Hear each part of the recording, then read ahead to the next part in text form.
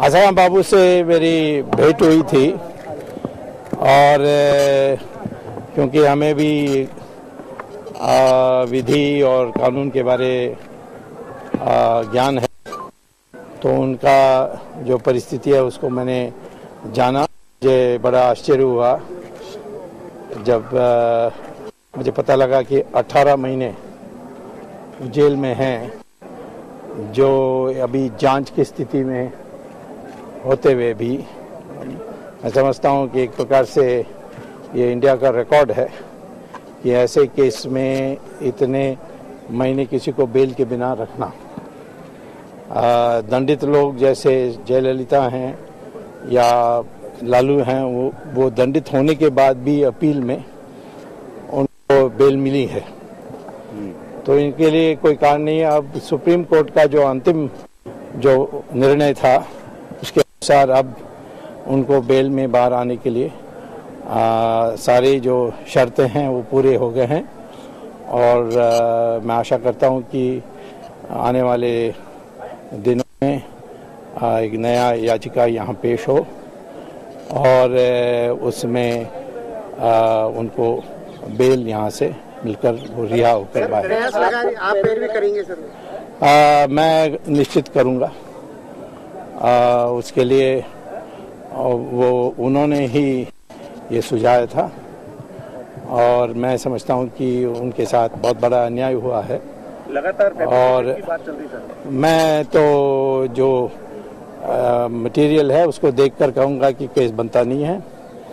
मैं ये भी जानता हूँ कि सोनिया गांधी उनके पीछे पड़ी थी और इसीलिए कि वो धर्म परिवर्तन के विरुद्ध में उन्होंने कई लोगों को, जिनको लालच देकर धर्म परिवर्तन किया गया था, खासतौर पर वनवासियों में, उनका उन्होंने पूरा वापस लाए।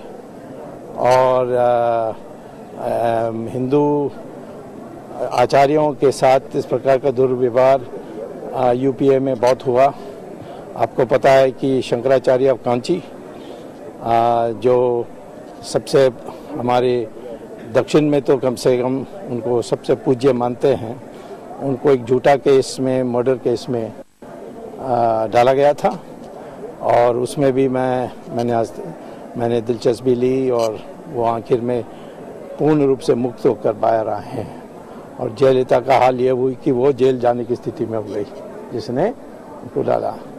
तो संतों के साथ ये राक्षस के व्यवहार जो होता है वो देश के पुनरुत्थान के लिए ही होता है। आपको नहीं लगता है कि इनके आसाराम बापू के ऊपर देश में दर्जनों मुकदमे दर्ज हुए, कहीं अतिक्रमण के, कहीं पे हत्या के, जो इनके स्कूल आश्रम है उन पर और भी कई मुकदमे हुए हैं, तो फिर ऐसे मामले में आपकी पैरवी करना है?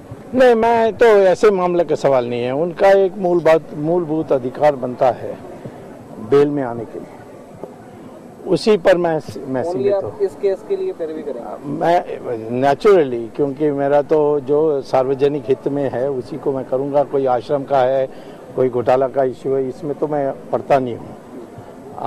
ये सार्वजनिक इश्यू है कि एक धर्मगुरु को बेल दिया बिना अंदर रखा गया है। तो सुप्रीम कोर्ट में सर बेल लगाएंगे? नहीं, ये बेल तो यहाँ से शुरू होना पड़ेगा। सर, गुजरात में इनके भी फोर्ज केस था?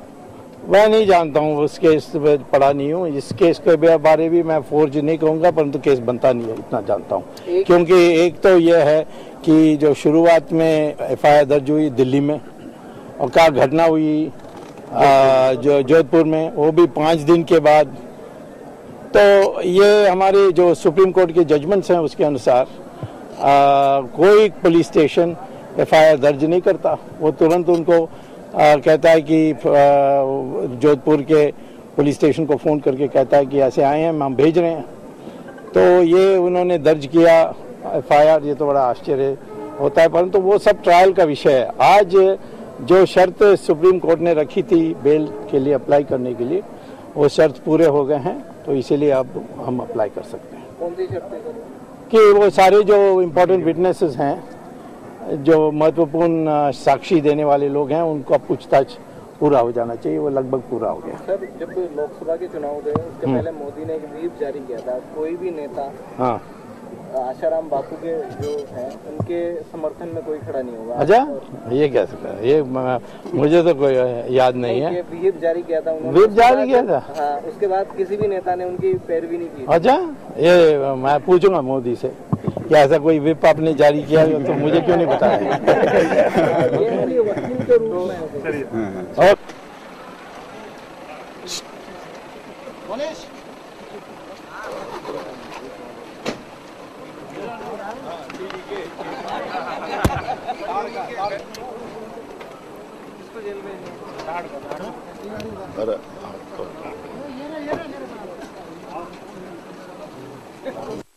ओके, आगे आऊँगा एक 10 दिन। कागज तैयार नहीं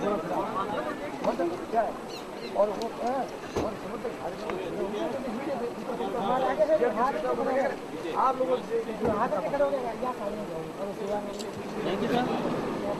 अच्छा, थैंक यू सर।